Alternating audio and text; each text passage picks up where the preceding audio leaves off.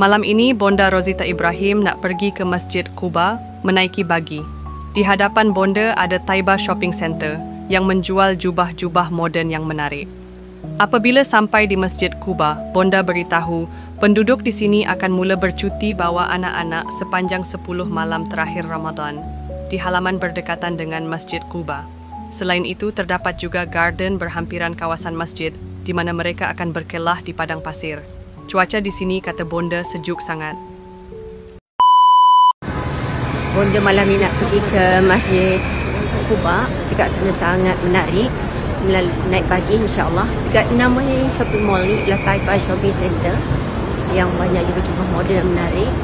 Kalau kita pergi umrah kat Madinah, cari kat sini ya. Inilah cara penduduk Madinah yang berdekatan dengan Masjid Quba. Esok diorang dah mula bercuti anak-anak sebab 10 malam terakhir Ramadan.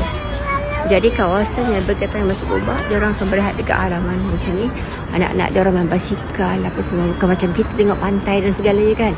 Ialah Masjid Quba yang berdekatan dengan Masjidil Haram. Dan Bonda hari dengan Ustaz naik pagi untuk menikmati makanan dekat kawasan dekat sini.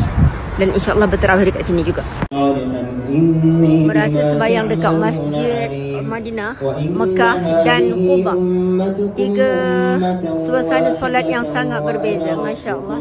Nikmat hari ini yang Allah berikan. Ini daripada atas halaman Masjid Quba.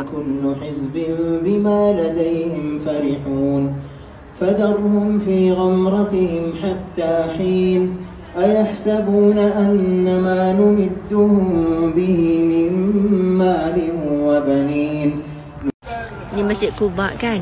Lepas tu kat sini ada satu garden. Ada playground, ada banyak kafe playground dan diorang berkelah di padang pasir dan batu ni. Nampak tak sangat selesa. Sejuk sangat sekarang dekat Quba ni, kat Madinah. Ni kat situ ada tempat BBQ, ada kafe. Datanglah kat sini. Apa nama tempat ni Ustaz? Ni bersebelahan Masjid Quba.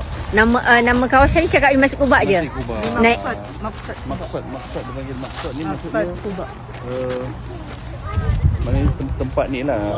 Betapa Cepatlah nampaknya. tak tahu apa nama tempat dia. Tempat perkelah. Uptown. Ni baru betul. Uptown Quba. Uptown Quba. Gitu. Saya ngajar Ustaz. Uptown Arab lah. Arab ni Uptown lah. Old Saudi. Oh, macam kampungan Saudi lama. Ni semua geng-geng tak sembahyang tarawih lah ni. Sama lah juga macam saya. Apa dia? Apa? Ingatkan cakap cantik sayang. Mana? Belakang dia ada Masjid Quba. Saya nak makan nanti balik. Nanti ramai. Ya ke? Ramai gambar dulu. Satu perkampungan Saudi lama. Gitu. Sayang, ni bukan orang Arab lah. Sayang, tak payah. Berembut lagi.